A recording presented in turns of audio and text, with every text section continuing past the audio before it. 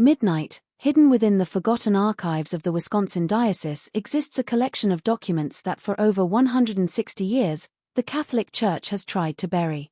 These papers detail the systematic disappearance of 23 nuns from St. Mary's Convent near Lake Michigan between 1854 and 1862.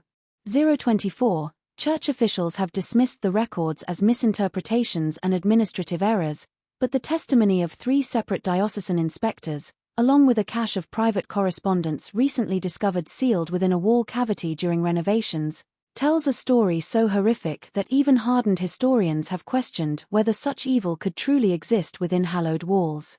048. What follows is the first comprehensive account of what many consider to be the most disturbing case of religious corruption in American history, a case the Catholic Church has spent a fortune ensuring you would never hear.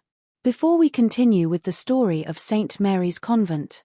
115, I must ask, if you're finding this tale already unsettling, please subscribe to our channel for more historically accurate accounts of America's darkest religious secrets.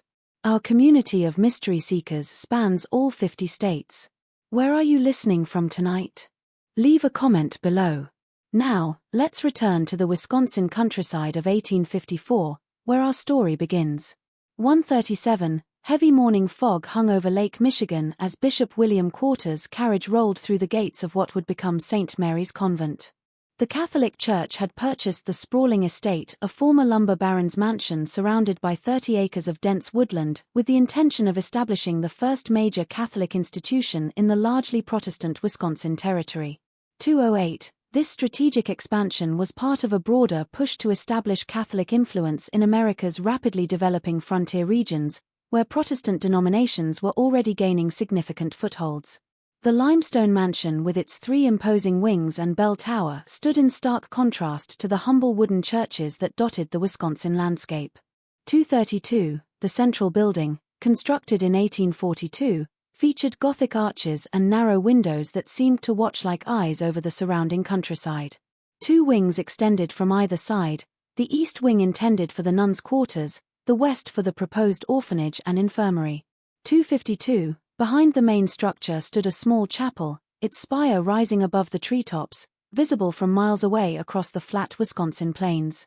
Local Protestant families viewed the arriving nuns with suspicion. Their black habits and Irish accents marked them as outsiders in a community dominated by German and Scandinavian settlers. The region's residents, primarily Lutheran and Methodist, had grown accustomed to the simple, democratic structure of their own religious communities. 317, the hierarchical nature of Catholicism, with its rituals and secrets, felt foreign and threatening. On the day of the convent's consecration, a small crowd gathered outside the gates. Papists, muttered Elijah Hoffman, a respected elder at the local Lutheran church, as he watched the black-robed figures process into the chapel. 339, they'll bring their foreign ways here, corrupt our children with their idolatry. His companion, Wilhelm Schmidt, nodded grimly. My grandfather fled Germany to escape the Catholics' persecution. Now they follow us even here. This sentiment, though not universal, reflected the deep religious tensions that would form the backdrop for the tragedy to come. St. 407, Mary's will serve as a beacon of God's mercy in this wilderness, Bishop Quarter announced to the small gathering of clergy and local dignitaries at the consecration ceremony. His voice echoed through the newly completed chapel where morning light filtered through simple stained glass windows, casting pools of colored light across the wooden pews. 433, under the guidance of Mother Superior Catherine Murphy, this convent will offer shelter to orphans, comfort to widows, and healing to the sick. The bishop's Boston accent echoed off the stone walls as he introduced the 3 women who would lead the convent: Mother Superior Catherine, Sister Elizabeth Foster, and Sister Margaret Clark, all from established convents in the East. 504, Mother Superior Catherine stood tall and imposing in her crisp black habit, her sharp features and penetrating gaze commanding instant respect. At 42, she carried herself with the confidence of a woman accustomed to authority. Her hands, when raised in prayer, were elegant but strong hands that looked equally capable of comforting a child or disciplining a wayward novice. 527, those who met her often commented on her eyes, an unusual pale blue that seemed to see through pretense. Mother Catherine comes to us with the highest recommendations, the bishop continued.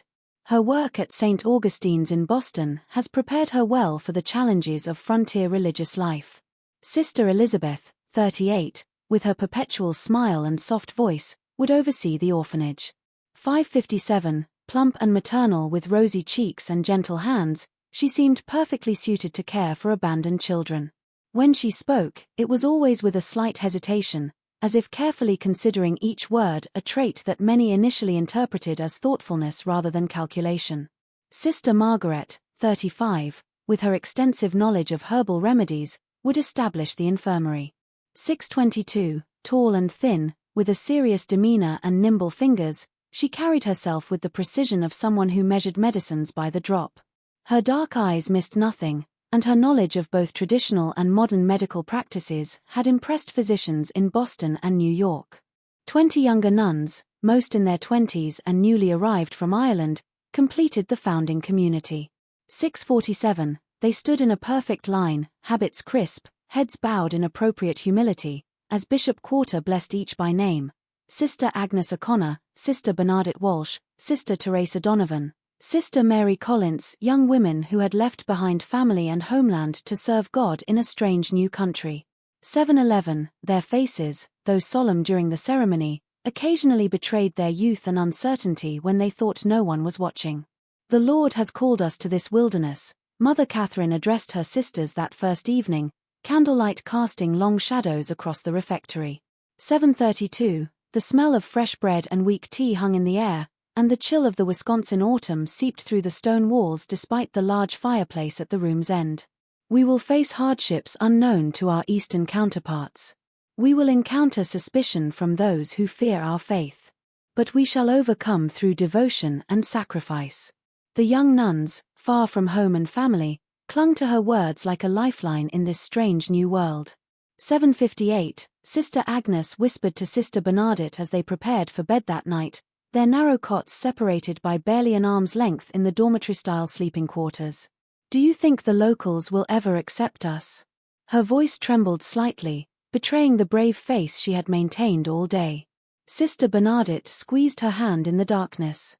824, they feared our Lord, too, at first. We must show them through our works that we mean only good. The whispered conversation ended abruptly at the sound of footsteps in the corridor, Mother Catherine making her rounds, ensuring all was in order on their first night. The convent quickly established itself as a functioning religious community. 850, the daily rhythm of prayers began with matins at 3 a.m., the bells tolling, cutting through the pre-dawn darkness, summoning sleepy nuns from warm beds to cold chapel floors. The distinctive drone of Latin chants filled the chapel 7 times daily. From those early Mo. 912, ringing prayers through to Compline at 9 p.m., the sound became as much a part of the local landscape as the wind through the pines or the distant lowing of cattle. Between prayers, the nuns operated a small orphanage for abandoned children, tended the sick in a modest infirmary, and maintained extensive vegetable gardens. Their days followed a strict schedule. 937, prayer, work, simple meals, brief recreation, more prayer, a rhythm designed to focus the mind on God and service rather than individual comfort or desire. By the winter of 1854, the orphanage housed 12 children, mostly the offspring of Irish immigrant labourers who had died in railway or lumber accidents. Sister Elizabeth oversaw their care with apparent tenderness, teaching basic letters and numbers alongside Catholic doctrine. 1009, on Sundays, local families would sometimes visit after Mass, bringing small treats for the children and occasionally inquiring about adoption. Sister Margaret's infirmary began modestly but quickly gained respect among local families. Her knowledge of traditional remedies, poultices for inflammation, herbal teas for fevers, special compresses for chest ailments, proved effective, especially during the harsh Wisconsin winter when doctor visits required dangerous travel. 1041, through snow-choked roads. Their self-sufficiency impressed even the most skeptical neighbors, and gradually the local attitude shifted from suspicion to grudging respect. They keep to themselves, but they do good work, admitted Elijah Hoffman grudgingly to his congregation after Sister Margaret had successfully treated his grandson's persistent cough. Their ways are not our ways, but perhaps there is room for different paths to heaven in this big country. 1112, Sister Agnes O'Connor, at 23, was among the youngest nuns at St. Mary's. Her letters home to Ireland, preserved in the Dublin Diocesan Archive, provide a rare glimpse into the early days of the convent. Her careful penmanship filled pages with observations about her new life, though close readers might note the gradually changing tone as months passed.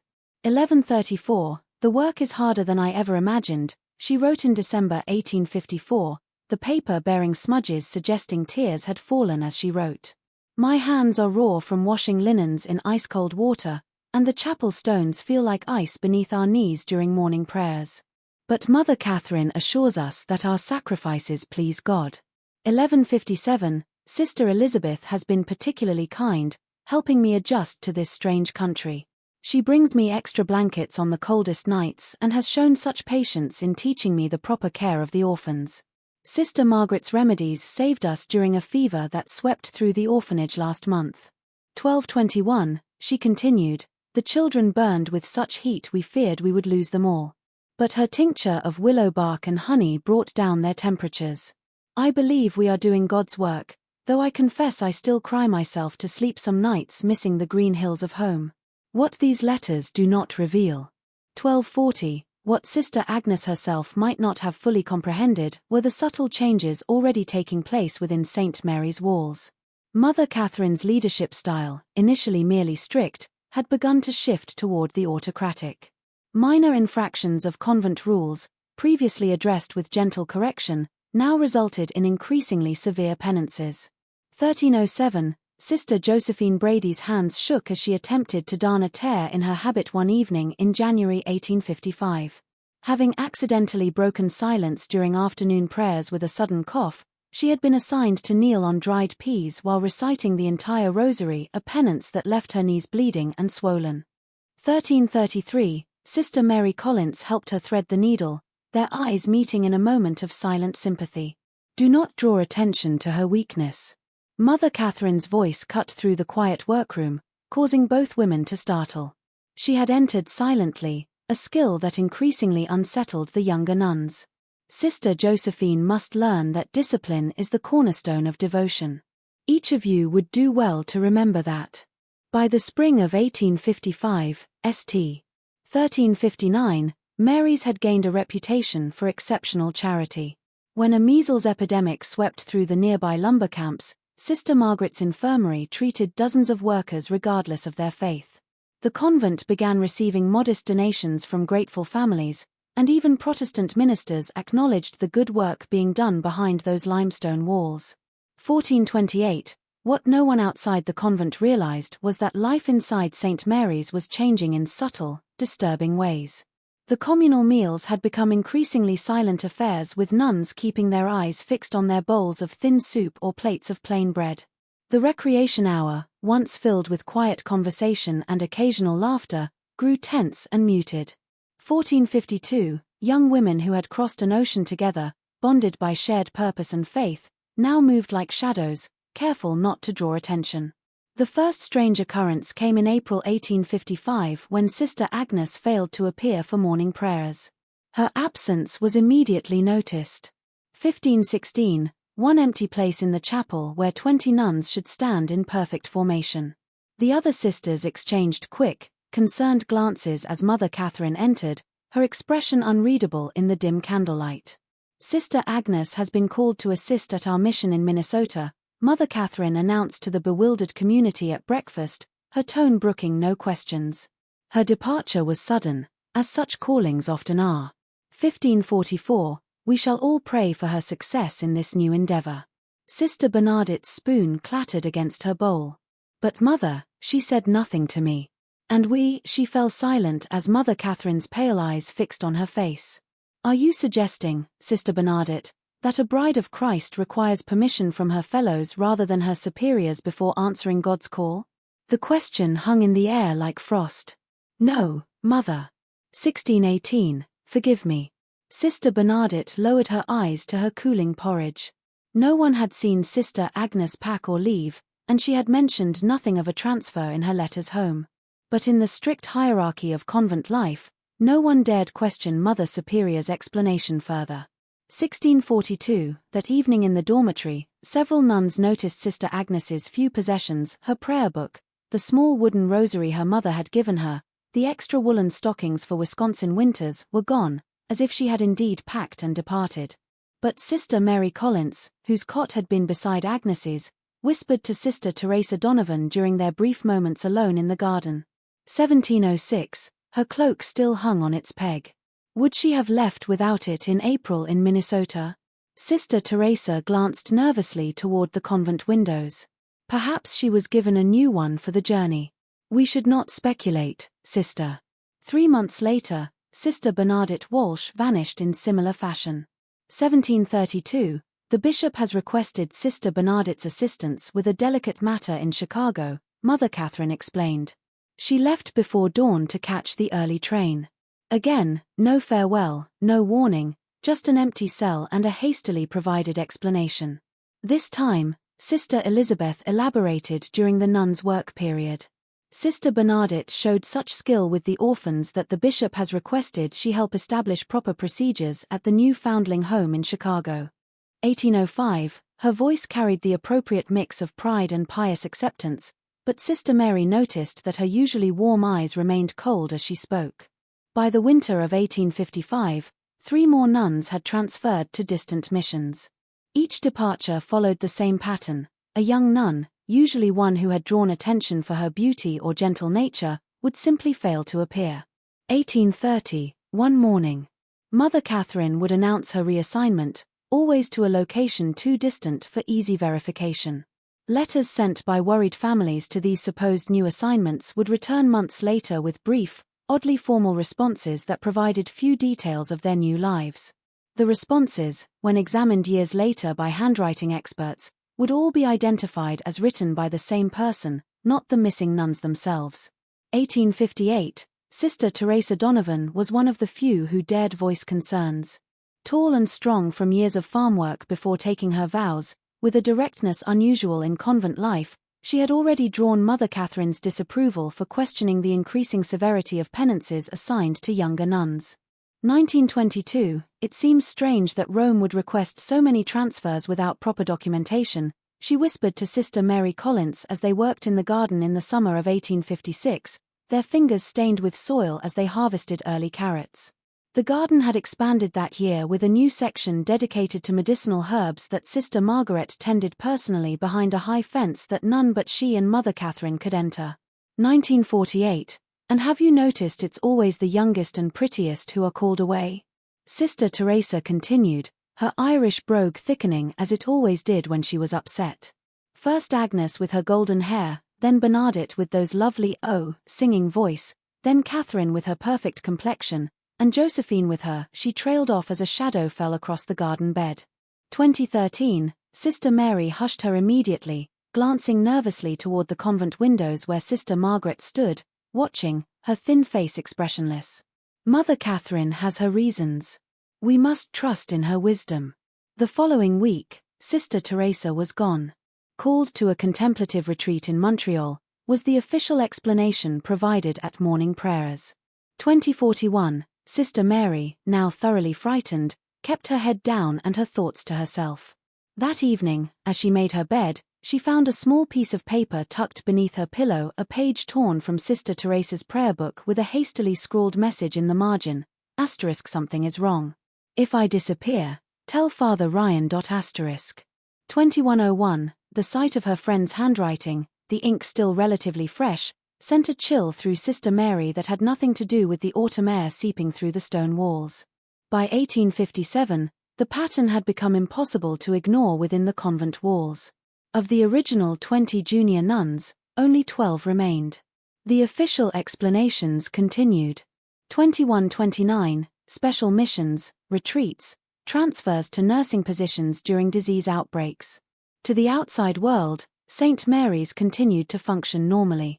Local families still brought sick relatives to Sister Margaret's infirmary. Orphans still received care in Sister Elizabeth's orphanage. Sunday visitors saw nothing amiss in the solemn processions of black-clad figures moving from chapel to garden to refectory. 2159, But inside those limestone walls, fear had become a tangible presence. The remaining nuns spoke in whispers, avoided being alone, and watched in terror as their numbers dwindled. Mother Catherine's leadership grew more authoritarian. Minor infractions of convent rules resulted in severe penances, days of fasting, nights spent in prayer on cold stone floors, public confessions of increasingly intimate sins. 2227, Sister Clare O'Donnell, discovered with a small piece of chocolate sent by her family, was forced to kneel before the entire community and confess to gluttony and deception unworthy of a bride of Christ. Mother Catherine assigned her to fast for 3 days, taking only water and a single piece of bread at evening meal. When Sister Clare fainted during chapel prayers on the 2nd day, it was Sister Margaret who revived her with smelling salts, her thin lips curved in what some later described as a smile. 2303, one unusually cold night in January 1858, Sister Mary Collins awoke to muffled sounds from the cell next to hers. Through the thin wall, she could hear Sister Rebecca Murphy sobbing, then a sharp whisper she recognized as Mother Catherine's voice, *, you will come with us now. Make any noise and you'll regret it. * 2328, the sound of shuffling feet followed, then silence. Sister Mary lay frozen in her narrow bed, heart pounding so loudly she feared it would betray her wakefulness. The floorboards in the corridor creaked, 1, 2, 3 sets of footsteps moving away from Sister Rebecca's cell. 2349, then a sound that would haunt Sister Mary's dreams for years to come, a muffled cry quickly silenced, followed by what sounded like a body being dragged rather than walking of its own accord. The next morning, Mother Catherine announced that Sister Rebecca had been called to serve at a frontier mission in the Dakota Territory. The native children there require instruction, and Sister Rebecca's patience with the orphans has prepared her well for this holy task. 2400 hours 20, Mother Catherine's pale eyes swept the refectory, lingering momentarily on Sister Mary. We shall miss her gentle presence but rejoice in God's purpose for her talents. Sister Mary, shaking with fear, managed to maintain her composure through morning prayers. Her rosary beads clicked between trembling fingers as she mouthed the familiar prayers, her mind racing with terrible possibilities. 2400 hours 50, what had happened to Sister Rebecca? What had happened to all the others? That afternoon, while sweeping the corridor outside Mother Catherine's office, she overheard a disturbing conversation. The heavy oak door was not quite closed, and voices carried clearly to where Sister Mary stood, dust brush suddenly motionless in her hand. * the doctor says this one will fetch a higher price. * 25:14, Sister Elizabeth's usually gentle voice had taken on a cold, calculating tone that Sister Mary would not have recognized had she not been listening at that very door. He says men pay extra for the innocent ones. We need to be more careful with the timing, Sister Margaret replied, the sound of glass clinking suggesting she was organizing her medicines as she spoke. 3 in 1 month raises questions. The bishop's secretary mentioned it in his last letter. 25:43, the bishop is easily managed. Mother Catherine's dismissive laugh sent chills down Sister Mary's spine. Another donation to his cathedral fund, and his questions will disappear. Besides, we've established the pattern well enough. No one questions nuns being sent to frontier missions or succumbing to illness during their charitable work. 26:09, what about the Collins girl? Sister Margaret asked, her voice dropping lower. She watches too closely. I've seen her listening at doors. A moment of silence followed, during which Sister Mary's heart nearly stopped. We'll wait, Mother Catherine finally replied. She's too plain to fetch much, and she has that correspondence with her brother in the seminary. Disappearing too many at once attracts attention. Rebecca will keep the doctor's clients satisfied for now. 26:38, Sister Mary fled before she could be discovered, her mind racing. What had happened to her missing sisters? What terrible fate had befallen Sister Rebecca just last night? And who was this doctor they mentioned? The pieces began to fall into terrible place in her mind, the missing nuns, always the youngest and most attractive. 27:04, the strange visits from well-dressed benefactors who toured the convent with Mother Catherine, the unexplained sounds sometimes heard from the locked north wing at night, the growing wealth of the convent despite its supposedly humble means. After a sleepless night of prayer and deliberation, Sister Mary made a desperate decision. 27:28, during her weekly duty collecting eggs from the chicken coop, the only time she was permitted beyond the convent walls without supervision, she slipped a hastily written note into the pocket of Jimmy Fletcher, the 12-year-old son of a local farmer who delivered milk to the convent each morning. Jimmy's eyes widened as Sister Mary's hand brushed his pocket. She had never spoken to him directly before. 27:53, the rules forbade casual conversation with outsiders, especially males of any age.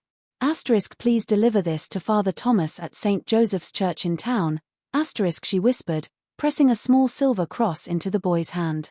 The cross had been her confirmation gift, the only item of value she possessed. Tell no one else. Lives depend on it. 28:18, the boy nodded solemnly, his freckled face serious beyond his years. Yes, sister, I promise. The note, which has been preserved in diocesan records, read simply, something evil happens at St. Mary's.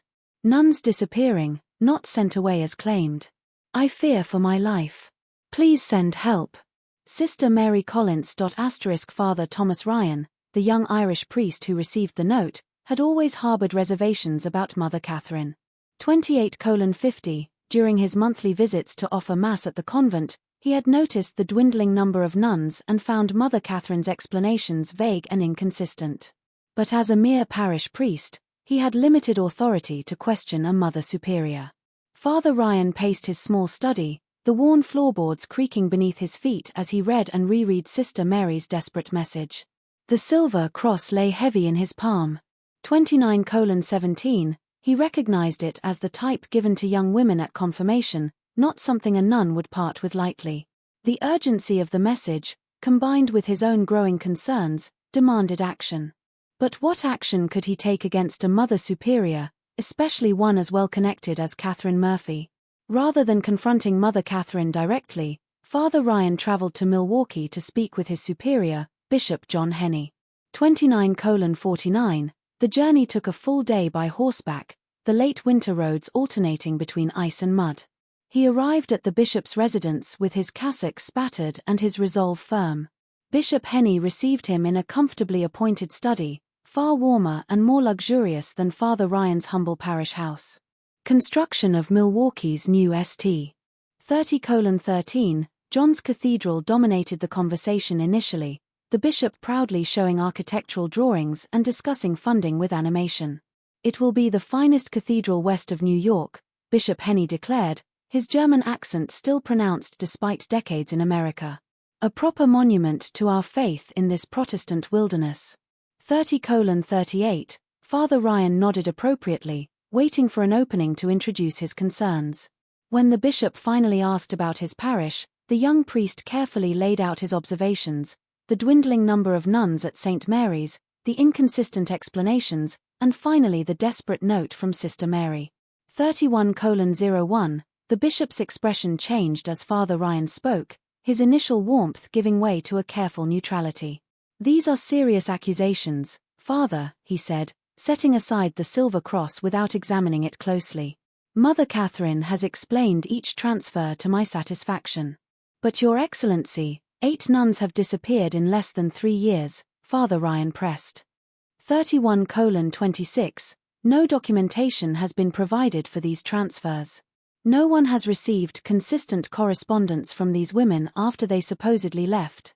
The frontier missions require educated women, the bishop replied with finality, rising from his chair to indicate the meeting was concluding. I'll not have you spreading rumors that could damage the church's reputation in this Protestant region. 31:51, Mother Catherine has been most generous in supporting our cathedral building fund. Her spiritual leadership is beyond reproach. As the bishop ushered him out, he added with a note of warning, focus on your parish duties, Father Ryan. Leave the administration of convents to those appointed by God for that purpose. 32:13, Father Ryan left the bishop's office discouraged but not deterred. If the proper channels would not address his concerns, he would need to find another way to investigate the mysterious disappearances at St. Mary's. The opportunity came in March 1858 when Bishop Henny assigned Father Ryan to collect the annual financial reports from parishes and religious institutions throughout the diocese. 32:38, this official capacity gave him legitimate reason to examine St. Mary's records and perhaps find evidence of what had happened to the missing nuns. The March winds cut through Father Ryan's heavy coat as his horse-drawn buggy approached St. Mary's. The convent looked different somehow, the gardens more neglected, the windows darker, despite the mild spring weather that should have brought the nuns outdoors for their work. 33:09, the bell tower that had once rung clearly for each divine office now sounded less frequently, its tone somehow muted. He was met at the door by Sister Elizabeth, whose customary smile seemed strained. Dark circles beneath her eyes suggested sleepless nights, and her typically neat habit showed small signs of neglect: a missing pin, a slight stain on the white collar. 33:36, Father Ryan, we weren't expecting you today, she said, her surprise poorly concealed. Mother Catherine is indisposed today, she continued, leading him to a small, cold parlor rather than the comfortable study where he usually met with the Mother Superior. She asks that you leave the diocesan forms, and she will complete them by week's end. I'm afraid the bishop was quite clear. 33:59, Father Ryan insisted, removing his coat and setting his briefcase on the table. He tried to project an authority he didn't entirely feel, aware that his youth and relatively low position in the church hierarchy worked against him. I am to review the records personally this year. Financial irregularities have been discovered in several institutions. 34:19, Sister Elizabeth's smile vanished entirely. That won't be possible today. Our bookkeeper, Sister Margaret, is attending to a dying child in the infirmary. Then I shall wait. Father Ryan settled more firmly in his chair. Or perhaps I could tour the convent while waiting. 34:43, it has been some time since I've seen the improvements to the orphanage I've heard so much about. The look that flashed across Sister Elizabeth's face, was it fear? Anger? Vanished quickly. As you wish, Father, though I must ask you to avoid the north wing. We have several cases of influenza there and would not want you exposed. The north wing, where Father Ryan had never been permitted to enter, ostensibly because it contained the nuns' private quarters. His suspicion deepened. 35:14, the tour revealed a convent functioning far below its reported capacity. Where were the 20 orphans mentioned in Mother Catherine's reports to the diocese? Father Ryan counted only 7 children, all looking thin and frightened. When he attempted to speak with a small girl sweeping the dormitory floor, Sister Elizabeth quickly intervened, sending the child away on an errand. 35:40, the infirmary, supposedly caring for dozens of local residents, contained only 3 elderly patients, none showing signs of the reported influenza. Sister Margaret was nowhere to be seen despite her supposed attendance on a dying child. Most disturbing was the clear reduction in nuns. Father Ryan had offered Mass at St. 36:03, Mary's just 3 months earlier and recalled at least 15 nuns in attendance. Today he counted only 8, including Sister Elizabeth. When he inquired about specific nuns he remembered Sister Rebecca, Sister Josephine, Sister Clare. He received the same vague responses about transfers and special missions. And Sister Mary Collins, he asked casually as they passed the laundry room, where 2 nuns worked silently at large wash tubs, steam rising around their reddened hands. 36:37, Sister Elizabeth's step faltered slightly. Sister Mary has been assigned to our mission in St. Louis. She left just last week. Her experience with the orphans made her particularly suited to the work there. Father Ryan nodded, hiding his alarm. The author of the desperate note was now among the disappeared. 37:02, his suspicions now fully aroused, he requested to see the convent's chapel before departing. The chapel, once immaculate, showed subtle signs of neglect: dust on the altar rails, unpolished candlesticks, wilting flowers that should have been replaced. The sacred space that had once housed 23 nuns in prayer now felt hollow, as if the very stones sensed the wrongness that had infiltrated St. Mary's. 37:28, while Sister Elizabeth was momentarily distracted by a message from a novice, Father Ryan slipped through a side door he knew led to the residential wing. The corridor was eerily silent for mid-afternoon. Many of the cells stood empty, personal items gone, as if their occupants had indeed departed. 37:50, as he turned to leave, a barely audible sound caught his attention, something between a whimper and a moan coming from behind a heavy wooden door at the end of the corridor. The door, unlike the others, had a substantial iron lock. Father Ryan approached cautiously, listening intently. The sound came again, definitely human, definitely distressed. 38:15, is someone there? He whispered through the keyhole. Do you need help? A moment of silence, then a hoarse female voice. Father? Father, is that you? Please help us, please. Before he could respond, the unmistakable voice of Mother Catherine rang out behind him. Father Ryan, this area is strictly cloistered. Your presence here is most inappropriate. 38:40, he turned to find Mother Catherine flanked by Sister Margaret and a large man he didn't recognize, not dressed as clergy or medical personnel, but in the rough clothing of a laborer, with arms thick as tree trunks and a face set in a threatening scowl. Forgive me, Mother, Father Ryan managed, struggling to keep his voice steady. I became turned around after visiting the chapel. 39:05, Mother Catherine's pale eyes assessed him coldly. She had lost weight since he'd last seen her, her habit hanging loosely on her frame, but her authority seemed only to have intensified. This wing houses sisters under special spiritual direction. Their seclusion is essential to their devotional practice. I heard someone calling for help. 39:29, Father Ryan countered, gathering his courage. You heard Sister, and in the midst of her spiritual exercises, Sister Margaret interjected smoothly. Some of our more dedicated sisters practice mortification of the flesh. Their cries can be misinterpreted by those unfamiliar with advanced devotional practices. Mr. Callahan will show you out. Mother Catherine nodded to the burly man. 39:58, we will send the financial reports to Milwaukee by week's end. The man named Callahan stepped forward, his posture suggesting he was accustomed to enforcing Mother Catherine's will through means not entirely spiritual. This way, Father, he said, his voice carrying a hint of menace beneath the forced politeness. The man gripped his arm with unnecessary force. 40:23, Father Ryan caught one last glimpse of the locked door. Who had spoken to him? What did she mean by us? How many women were being held behind that door? The moment his buggy cleared the convent gates, Father Ryan whipped his horse into a gallop, his mind racing faster than the animal's hooves. The voice, the locked door, the missing nuns, the frightened children, the intimidating presence of the man called Callahan all pointed to something sinister occurring at St. Mary's. 40:56, this was beyond his authority as a parish priest. He needed official intervention. Bypassing Bishop Henney, whom he now suspected of either complicity or willful ignorance, Father Ryan sent an urgent telegram to Archbishop John Hughes in New York, grave concerns regarding St. Mary's Convent, Wisconsin. Suspicious disappearances of multiple nuns, evidence of imprisonment, possible danger to remaining sisters. Request immediate diocesan investigation. Local bishop unresponsive.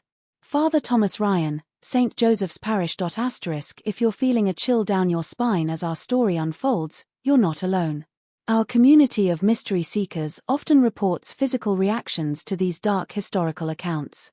41:47, take a moment to like this video and share it with someone who appreciates true historical mysteries.